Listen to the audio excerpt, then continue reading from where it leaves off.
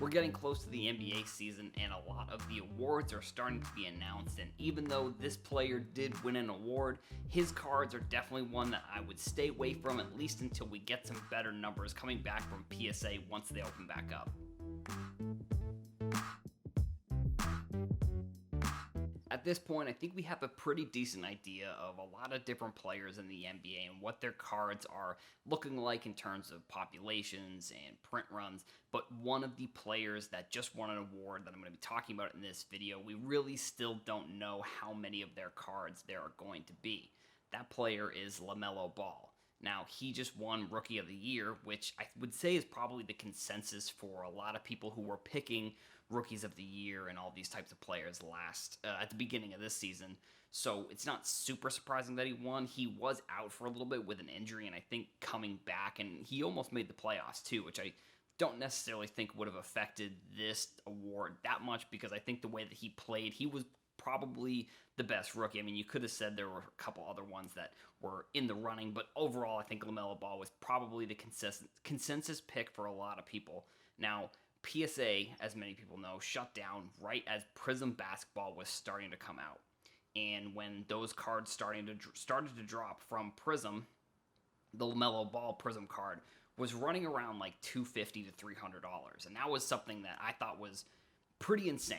And people who sent in the card express, there were a couple sales around. I think it was 1,800 to 1,700 for the PSA 10s that came back. I know one person sent in a bunch of express LaMelo Balls and actually got the first 5 and sold one of them, which I think they essentially ended up making most of their money back just on that one sale.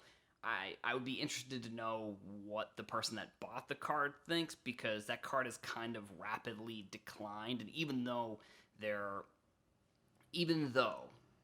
we're so far into the season, the PSA orders are still kind of rolling back in and they haven't opened back up yet. So I don't think we've even started to see how many of these PSA 10 LaMelo Balls there are actually going to be.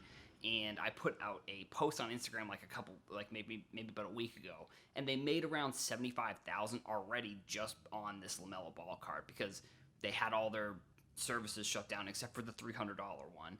And I think there were something around 250 PSA 10s, which I forget if that's the exact number. It was something around there. But just on this LaMelo Ball card, based on how many PSA 10s, PSA 9s, and PSA 8s there were logged in Card Ladder, they made something like 75,000. They already made $75,000 just on that card alone. And this is definitely a period where those numbers are going to be more readily available because of the options that PSA has that are open right now. You're not going to know if all 5 or 6 of their options had been available. You don't really know how many of those cards were sent in on what level, but now we do. We know it's the one level, the $300 level, the Super Express for PSA.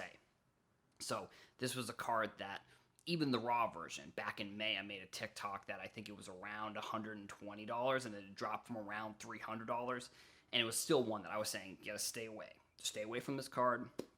And it was actually something that I'm going to be making another TikTok. I don't know if it's out yet. You probably have already seen it, but the card right now is sitting around $80. Now, it had dropped down to 70, and since he's won the Rookie of the Year, it has gone up in value a little bit from 70 to 80, but I am just, honestly, I wouldn't be surprised if eventually this is like a $20 to $50 card because of how many I think that there are going to be. And I've been putting together some information and some data that I think that we are seeing a change in the guard, if that's kind of the information, or the analogy, in Prizm. I think 2017 to 2018, there was an extremely high increase in the print run.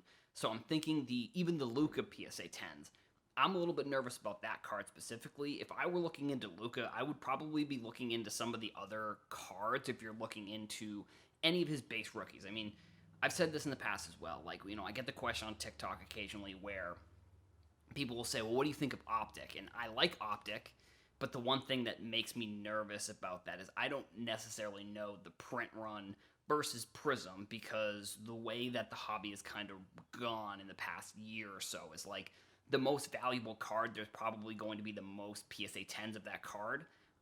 So the Optic card, I don't know if there's just less of the Optic versus the Prizm, or if the Optic is less valuable than the Prizm, so less people have sent in that card specifically. And we're still waiting for some of the other products for basketball to come out. Like, I don't think Optic is out yet for basketball.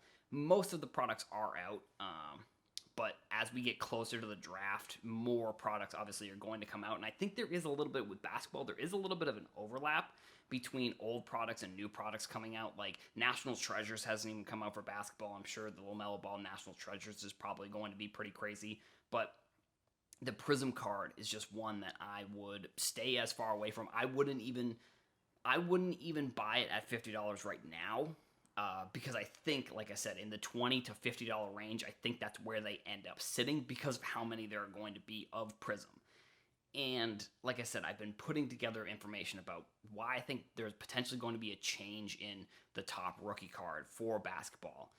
I haven't exactly figured out if there's one that I think is going to take its place. I think the fact that Select Basketball is going to be in retail this year, at least from what I've heard. I saw that obviously Select Football was, and when I posted about it on either TikTok or Instagram, somebody did say that Select Basketball has been confirmed in retail as well, which I think I've said this on the podcast last week. I think that was a terrible decision to put Select into retail. I think one of the reasons why Select was such a great product was because there wasn't as much of it because it was a hobby only release. So I don't love that they put Select Basketball and football into retail.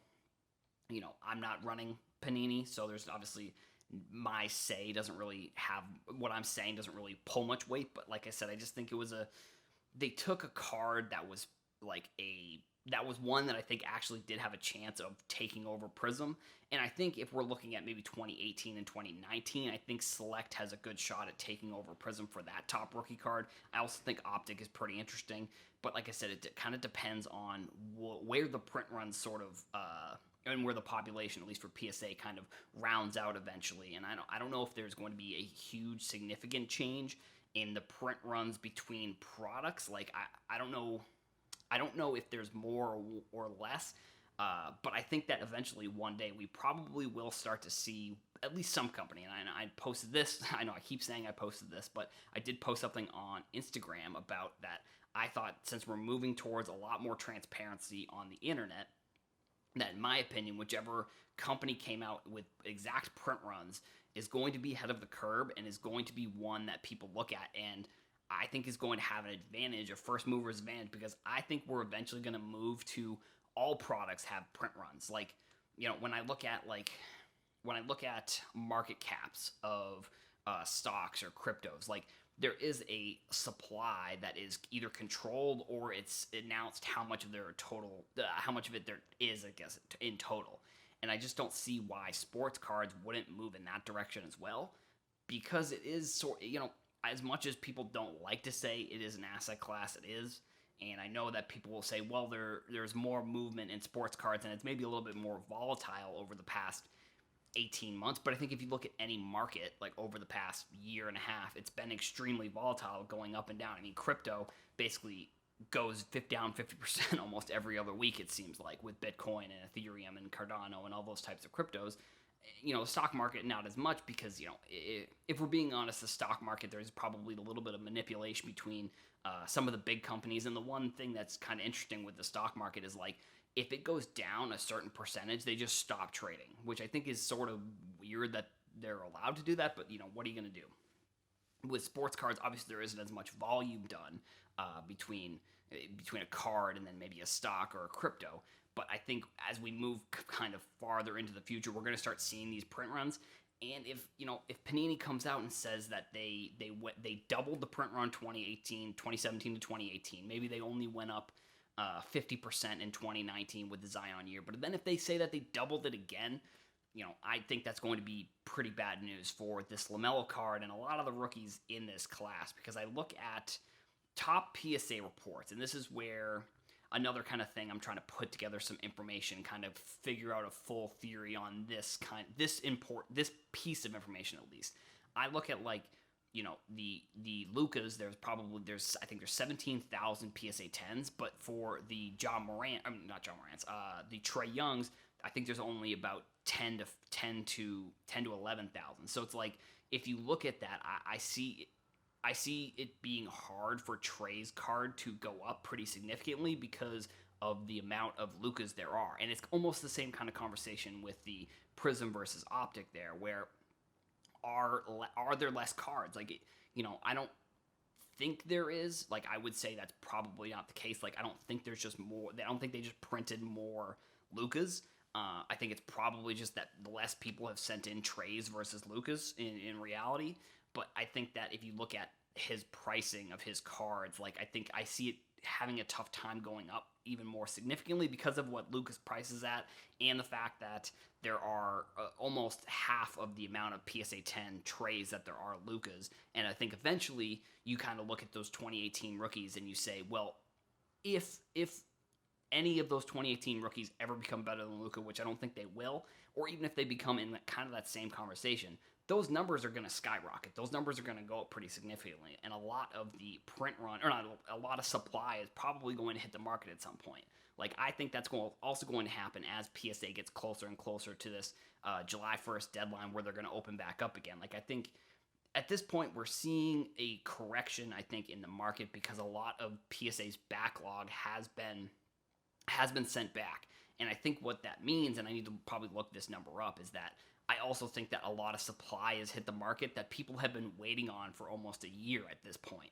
So people who maybe sent in a 20-day or even a 45-day, they're getting it back 6 months to a year later, where they looked at it and they said, well, when I get this card back, I'm going to sell it. And now they're sitting on their cards, and the price is even lower than what it was maybe when they were expecting to get the card back. So they're looking at it and say, even though I'm selling it at a loss, it's still up 200% from what I bought it, I guess, if that makes sense. So, the Lamelo Ball card, like I said, it's something where even though he won Rookie of the Year, even though I think Lamelo Ball looks like he's going to be a great player, I think he's in a decent situation there in Charlotte. They almost made the playoffs this year. It's a card that I'm staying away from for the time being because of the fact that we don't know how many there are. I think that's going to be a big factor in that card's price, and like I said, that is one that I'll be staying away from. And that's all I've got for today's video. So I want to thank you all for watching. Make sure you go like and subscribe, and go follow on Twitter, TikTok, Instagram, YouTube, Reddit as well. Thank you all for watching. I'll see you in the next video.